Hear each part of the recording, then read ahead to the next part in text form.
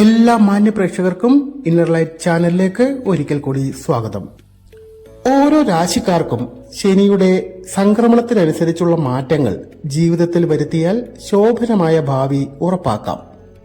അതുപോലെ തന്നെ ചില രാശിക്കാർക്ക് വരാൻ പോകുന്ന ഗ്രഹപ്പിഴകളെ മുൻകൂട്ടി അറിഞ്ഞ് ഒരു പരിധിവരെ ദുരിതങ്ങളിൽ നിന്ന് ഒഴിഞ്ഞു നിൽക്കാനും സാധിക്കും. ഇതിലൂടെ എല്ലാ രാശിക്കാർക്കും ജീവിത വിജയം ഉറപ്പാക്കാൻ സാധിക്കും. ഇതിനുവേണ്ടി എന്തൊക്കെ മാറ്റങ്ങളാണ് ജീവിതത്തിൽ വരുത്തേണ്ടത്? ശ്രദ്ധിക്കേണ്ട മുൻകരുതലുകൾ എന്തൊക്കെയാണ്?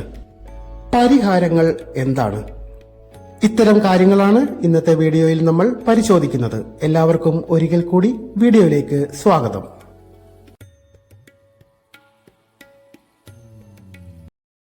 മേടക്കൂറിൽ ഉൾപ്പെട്ട അശ്വതി, ഭരണി, കാർത്തിക ആദ്യ ഭാഗം വരെ ജനിച്ചവർക്ക് 2025 മാർച്ച് 29 ശേഷം ശനി ഇവരുടെ 12ാം ഭാവത്തിലാണ് സഞ്ചരിക്കുന്നത്.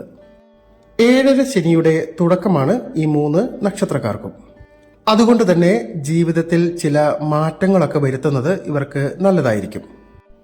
ഈ സമയത്ത് ജോലി സംബന്ധിച്ച് ദീർഘദൂര യാത്രകൾ, ദൂരെയുള്ള സ്ഥലങ്ങളിൽ ജോലി, വിദേശയാത്ര എന്നിവയ്ക്കൊക്കെ സാധ്യതയുണ്ട്. ഈ കാലയളവിൽ നിങ്ങളുടെ തൊഴിലിൽ നിങ്ങൾക്ക് അതൃപ്തി തോന്നിയേക്കാം. കരിയർ മാറ്റാനോ മറ്റെന്തെങ്കിലും അവസരങ്ങൾ നോക്കാനോ നിങ്ങൾ തയ്യാറായേക്കാം. 12ാം ഭാവത്തിലെ ശനി നിങ്ങളുടെ പൊതുസമൂഹത്തിലെ പ്രതിച്ഛായയെയോ അംഗീകാരത്തെയോ ബാധിച്ചേക്കാവുന്ന സാഹചര്യങ്ങൾ ഉണ്ടാക്കി തീർക്കും. അതിനാൽ വിവാദകരമായ വിഷയങ്ങളിൽ നിന്ന് ഈ കാലയളവിൽ ഒഴിഞ്ഞു നിൽക്കേണ്ടതാണ്.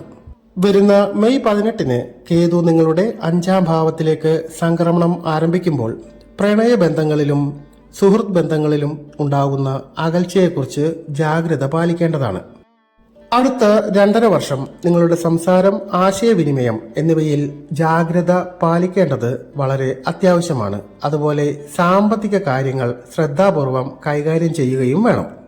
ശനിക്ക് നിങ്ങളുടെ 2, 6, 9 എന്നീ ഭാവങ്ങളിലേക്ക് ദൃഷ്ടിയുണ്ട്. ഇത് നിങ്ങളുടെ ജീവിതത്തിന്റെ വിവിധ മേഖലകളെ സ്വാധീനിക്കും. 2ാം ഭാവത്തിലേക്കുള്ള ശനിയുടെ ദൃഷ്ടി നിങ്ങളുടെ ആശയവിനിമയ കഴിവുകൾ ശ്രദ്ധാപൂർവം ഉപയോഗിക്കണം എന്നതിനെ സൂചിപ്പിക്കുന്നു. അനാവശ്യ സംസാരം മൂലം പല പ്രശ്നങ്ങളും ഉടലെടുക്കുന്ന കാലഘട്ടമാണിത്. ശനിയുടെ സ്വാധീനം നിങ്ങളുടെ സാമ്പത്തിക സ്ഥിതിയിൽ കാലതാമസമോ തടസ്സങ്ങളോ കൊണ്ടുവന്നേക്കാം.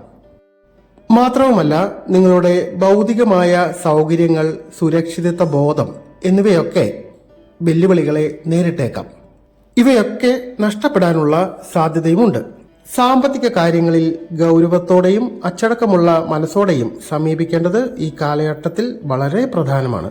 ഈ സമയത്ത് മുഖവുമായി ബന്ധപ്പെട്ട, പ്രത്യേകിച്ചും പല്ലുകൾ, വായ എന്നിവയുമായി ബന്ധപ്പെട്ട ആരോഗ്യ പ്രശ്നങ്ങളിലേക്ക് ശനി സൂചന നൽകുന്നുണ്ട്.